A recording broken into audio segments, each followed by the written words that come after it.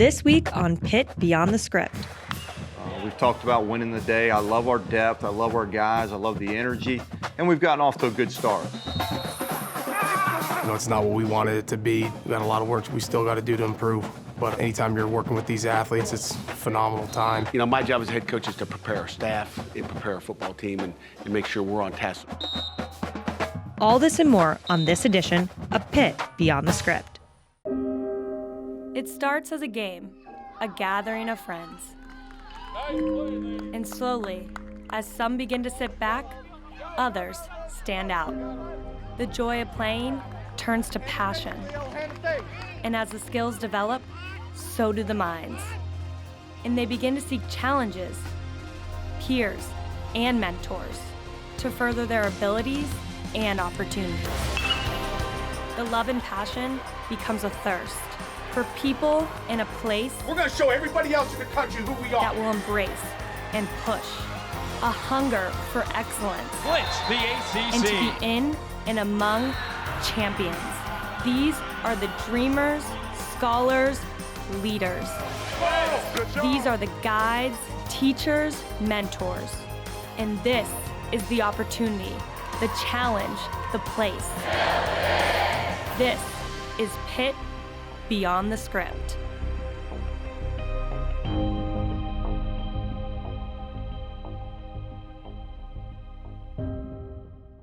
This is a deep, deep conference. A lot of good ball players to watch. This is going to be a really fun year. That ball is lifted deep out to the wall. And Pitt will take the lead. Hello and welcome to Pitt Beyond the Script alongside Pitt baseball coach Mike Bell. I'm Rob King of AT&T Sportsnet. Great weekend for Pitt baseball. Let's jump into it. Your third year here at Pitt, and you have a great weekend against Florida State. Let's begin with the beginning. The first night, you get an outstanding performance from Mitch Myers. Yeah, Mitch really set the tone early on for us. Six strong innings, 13 strikeouts. Got him again at the knees. Cabell can't believe it. Really was a big step forward in his development from week 1 to week 2. The ability to slow the game down, really pitch by pitching ahead of guys. Really started with his fastball, working ahead of guys, and really finishing them off, fastball, breaking ball kind of combinations as we went through the night.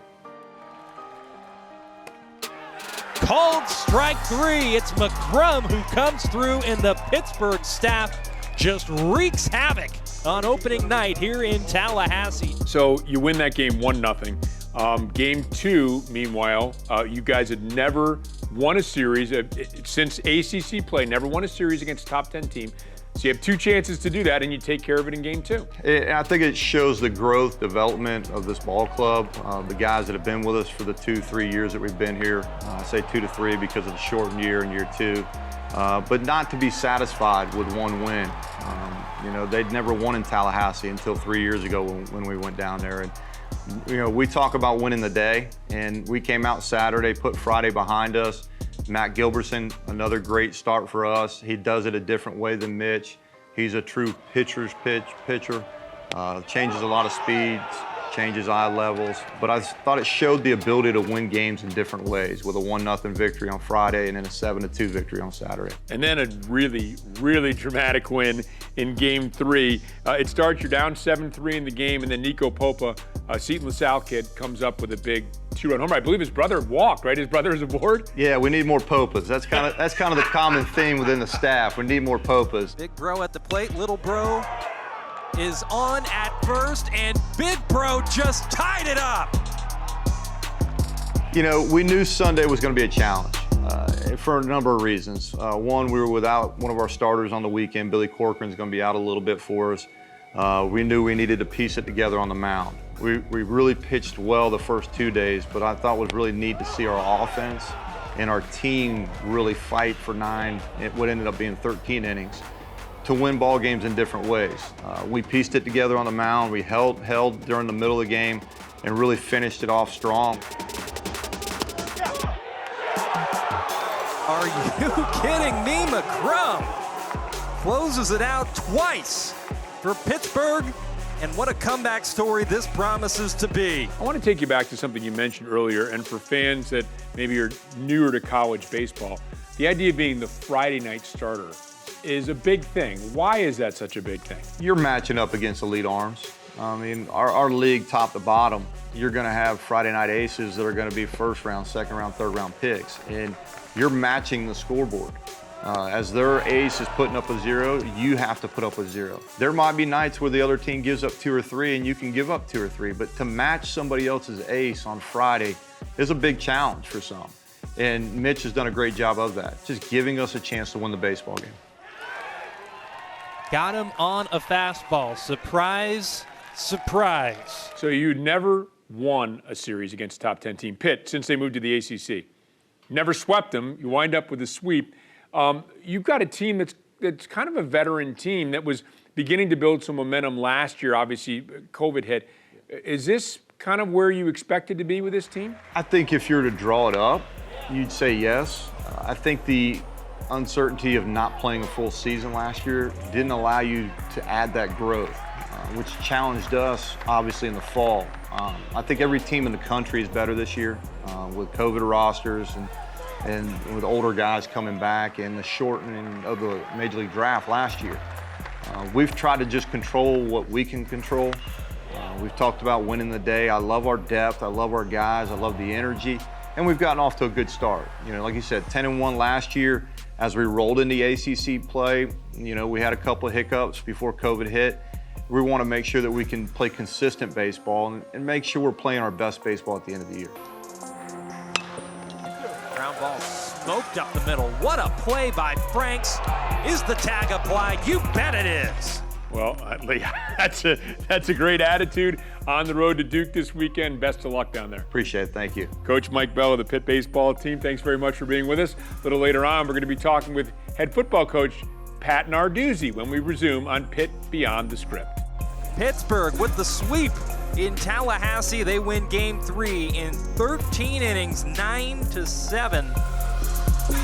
Chip, this has been one heck of a weekend. ACC play is back.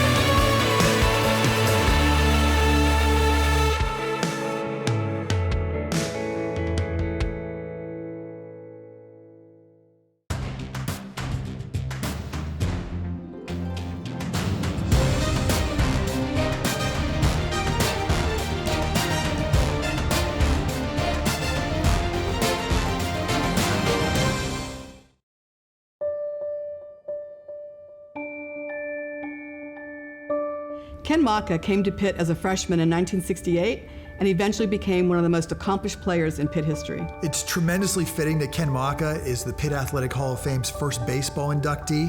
In 1971, he ranked among the NCAA leaders in batting average, RBI, and slugging percentage. As a senior captain in 1972, Maka continued to produce at a national level and was a Sporting News Honorable Mention All-American. Yeah, Kenny Maka walked on at Pitt and had a real nice career playing for Bobby Lewis in the late 60s, early 70s. How storybook is it that Ken Maka went and had a highly accomplished career playing at Trees Field at Pitt up here in Oakland, and then after his senior year, he was drafted by the hometown Pittsburgh Pirates. He spent 6 years in the game, 3 of those with the Pittsburgh Pirates, his home team. Ken Maka batted .278 and was a reliable pinch hitter. But he took those experiences and translated them into the ability to lead baseball teams. Ken transitioned to coaching as a member of the Montreal Expos staff. He ascended to manage the A's and later the Milwaukee Brewers. He led the A's to division titles and playoffs in 2003 and 2006. Certainly is a deserving member of Pitt's Athletic Hall of Fame because of the fact that his name is Kenny Maka. Monroeville Kenny, as Myron used to call him.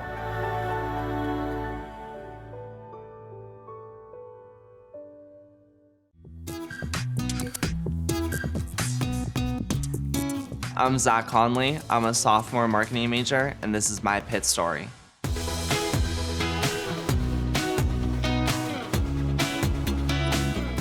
chose Pitt because before I was even born, it was in my family, and ever since I was 5, I wanted to go here. So what I do for fun on campus would definitely be club cross country, club swim. I'm also a project leader in the American Marketing Association, so that's always a big time. And then lastly, a Pathfinder. I love giving tours. I'd love to make that connection with kids and prospective students. Running cross country is definitely a wonderful experience to see not only campus, but also the city. So we do a bunch of different runs. We have a bunch of different routes, a bunch of different groups running at different paces. So anyone that joins the cross country team definitely would be able to keep up with at least someone. Some advice I would give to a prospective student would definitely be make the right choice of going to a college that you fall in love with. I fell in love with Pitt the moment that I stepped on campus to take that tour. So I just make sure that I, put myself out there, put myself in clubs, and make myself known, and also make a bunch of friends. So definitely make a wonderful choice and come to campus and take a tour, and you'll fall in love with the campus. It's absolutely beautiful.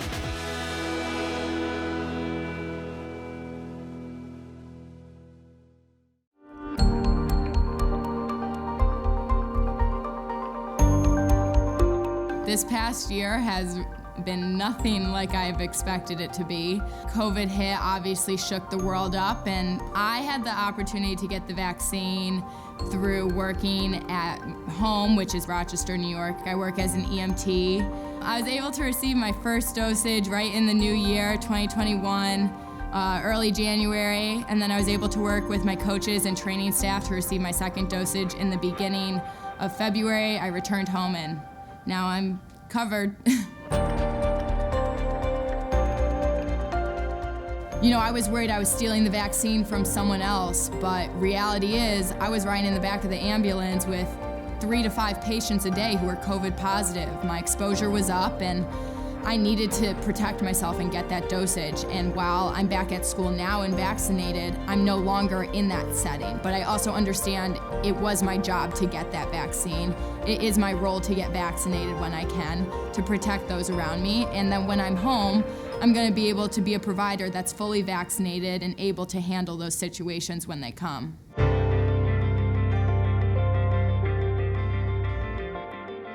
I lost my grandpa right around Christmas in the nursing home. He contracted COVID, but it's just tough.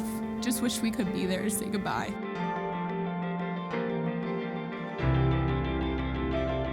Just knowing that we couldn't be there when he was struggling and in so much pain, and then going to work the next day and people's family members have COVID, and you have to tell them I'm so sorry, but we can't bring you to the hospital.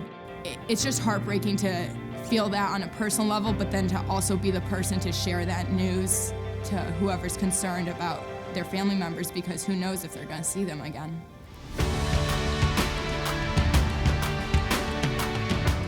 I really have just taken away how much I value the people around me. I have great family, great friends, great coaches, great teammates, and I'm just thankful that I get to be with them and have that type of social interaction every day.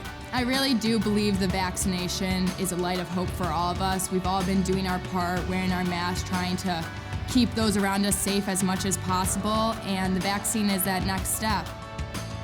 Obviously, COVID is a time of isolation, but I'm just really grateful for the opportunities I have to be with the people I love. H2P on 3, 1, 2, 3. H2P! Here comes Jake Winsel, the defending ACC champion. So is a professional, he's a veteran, no rush here, he knows what he needs to do. Just a little more and gets a leg in. Tough defense by Winsel. And for the second straight year, Jake Winsel is an ACC champion. Bonacorsi, he is looking for his first ACC championship.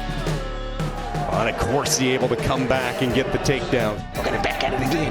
Look at him chasing him now. This is typical Nino Bonacorsi. This is what makes him so special in that pit room. Nino Bonacorsi, after near misses, he is going to win his first ACC title.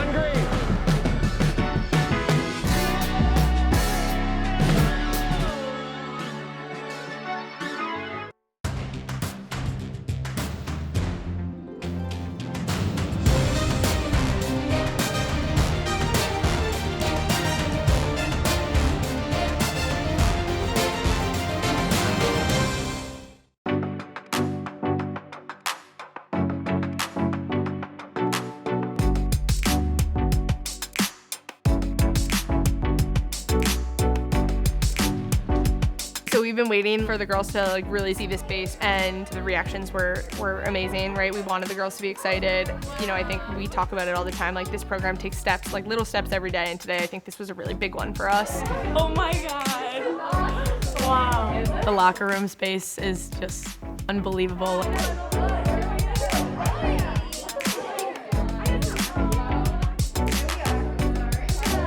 The nutrition space, just the lighting in there, it looks so new and fresh.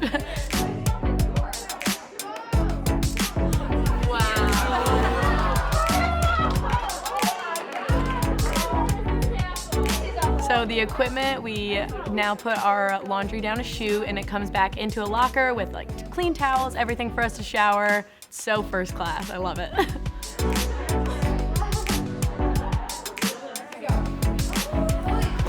The lounge, that's something we were definitely the most excited about because we don't really have a space where we can like all hang out and stuff, so that'll be super cool.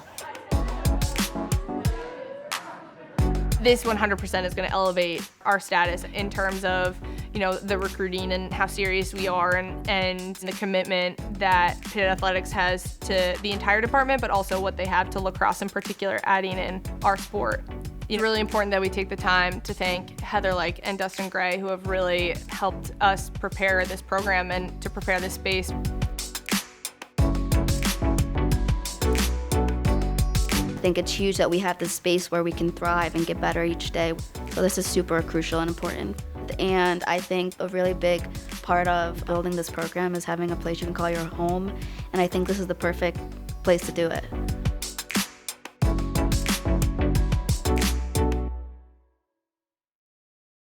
Guys, remember today, on the squats, we're getting after it a bit, okay? Warm up right, keep your form, okay? Keep your air in your stomach, stay tight, you gotta brace. Get a break, let's roll.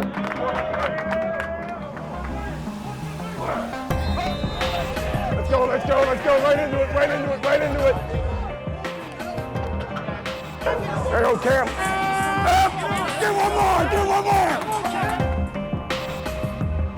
Looking back on the year, you know, it's a hectic year, obviously, with COVID, the fight against social injustice. An election year plays a toll.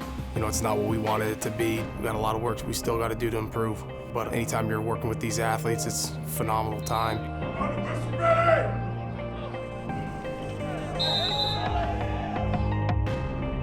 You know, it's a city of champions. Our goal is to win a championship. You know, anything outside of that is just building up to that. It's going into what do you want to do for your brother? How important is this institution to you? How important is the city of Pittsburgh to you? What's it mean to be a Pitt football player to you? That's the type of thing we're trying to develop into our athletes. Have the pride in Pittsburgh and in this team and the history that this program has had. Right foot up!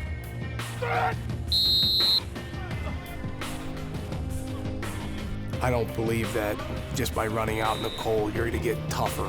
Sometimes an environment is gonna create what you want out of it. So it ties into having some mental toughness of dealing with the elements and the sudden change of not having your facilities.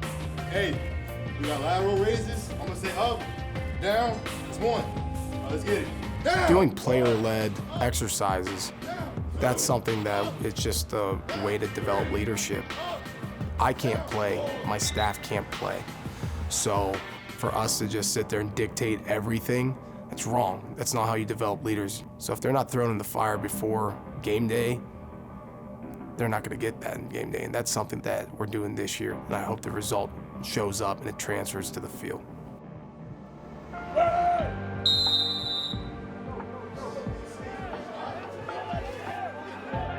I was reading a book, in the back it said that the Ironworks was, ranked in the top 10 toughest gyms in America.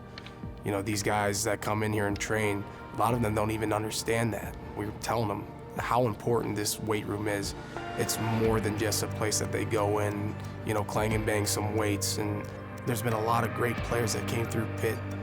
We want to have a great team, and to be a part of that and gotta be the gatekeeper, it's a dream come true, and it's something that I hold greatly to my heart, and it really means the world to me. I want to squat on right, we're gonna roll, okay? Let's go, let's go, let's go. 15 reps. Good, Sam. I don't copy and paste the program year to year. The program's completely different to fit the needs of this team, which was different than the team last year, which will be different than the team next year. We have our goals, we have our mission. We're gonna instill the discipline to get those goals and mission done, and there's no excuses to stop us from that.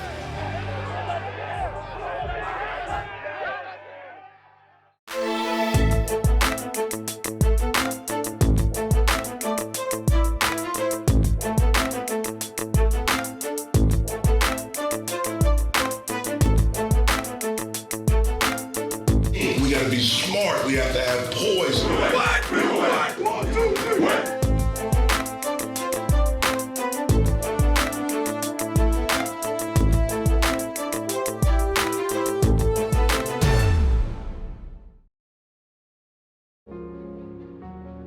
We are here for a special purpose, and that's to celebrate Mr. Bobby Greer. I don't want to play in the game without Bob. Let's play together as a team. We want Bob to come with us. Bobby Greer's legacy of courage will remain forever a part of Pitt football.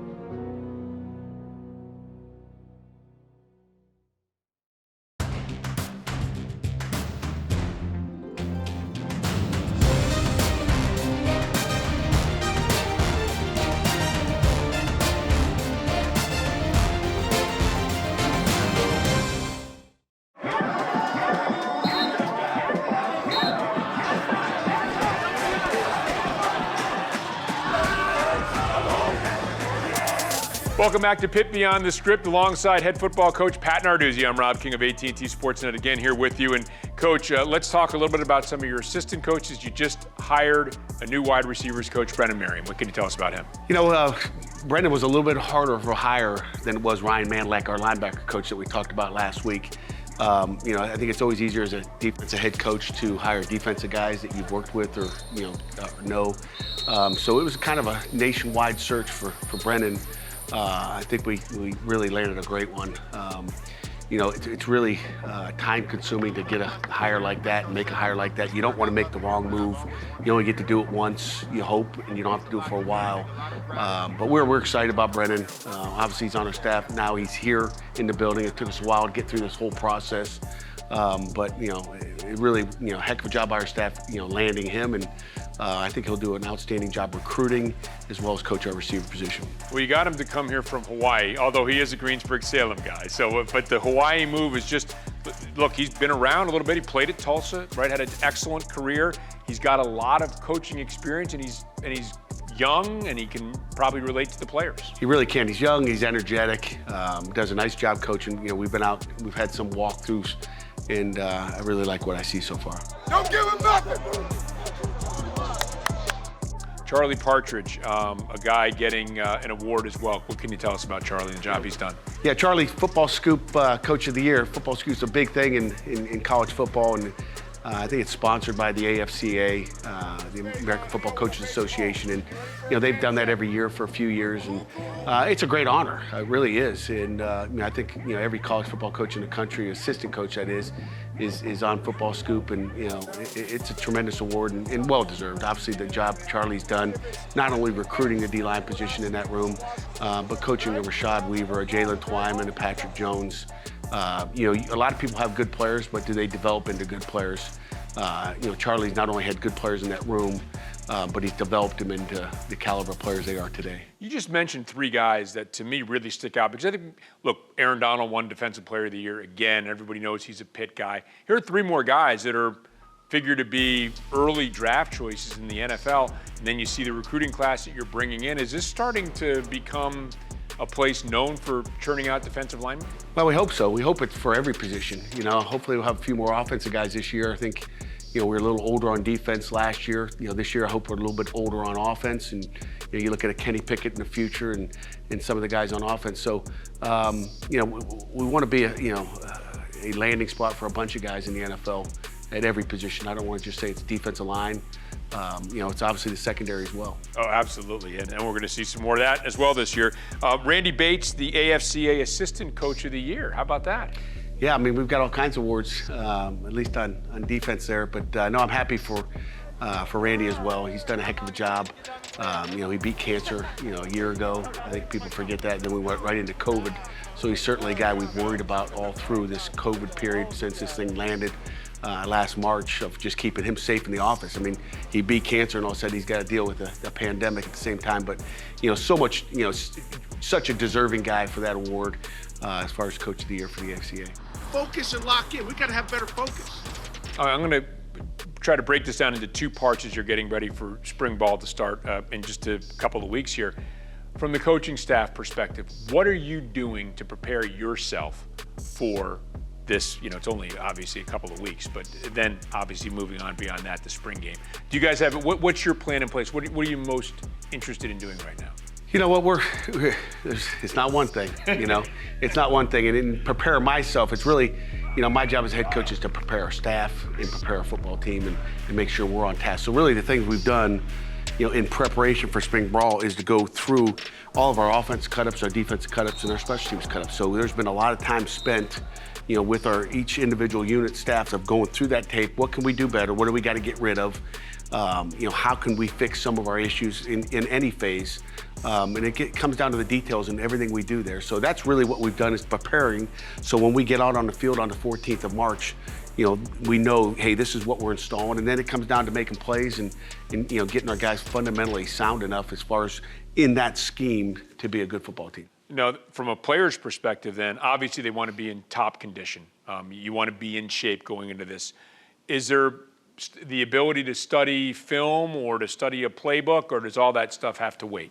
No, there's, the NCAA, it's a great question here, Rob. The NCAA about 2 weeks ago gave us, we only usually have 8 hours of football time or conditioning. So, as a coach, I can say, what are we going to do with that 8 hours? Obviously, I want to give that all to Coach Stack, let him get them, bigger and stronger and faster. The last few weeks we've carved out, I should say maybe 4 weeks ago, carved out, 30 to 45 minutes of his 8 hours. So, okay, Stack, you got 7 hours, we get an hour, let's just say. And then we do some football stuff with him. So as closer we get to spring ball, the more football stuff we're gonna get, and we'll start to tail back on what we do in that weight room. But the NCAA 3 weeks ago gave us 10 hours instead of 8 hours. So they're very generous. And again, mainly because of COVID and what's happened in the past, we lost development time. So they've given us 2 extra hours to where we can say, okay, Coach Stack, you have 8 hours in weight room. We got 2 hours of football, and we're utilizing every minute of that. Football just around the corner with spring practice. Can't wait to delve more into it and dig more into it with you, Coach, in the coming weeks. Sounds good. Love it. All right, Coach Pat Narduzzi, thanks for joining us, and thanks to you for watching this edition of Pitt Beyond the Script. Hey, yo, best on 3. 1, 2, 3. Best.